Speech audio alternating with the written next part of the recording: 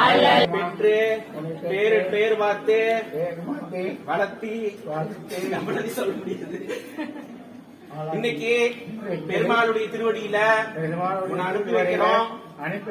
எல்லா மக்களையும் காத்து ரட்சித்து வழி நடத்தம்மா. மருமகனே பெருமாளே என் மகளை கையில ஒப்படைக்கிறேன். அவளுடைய கண்ணுல இருந்து கண்ணீர் வராம மார்பிளியே வைத்து நீங்காமல் பார்த்து கொள்ளப்பா. ஹரிகோவிந்தா ஸ்ரீரங்கநாதனே கோவிந்தா ஸ்ரீரங்கநாதனே கோவிந்தா ஸ்ரீரங்கநாதனே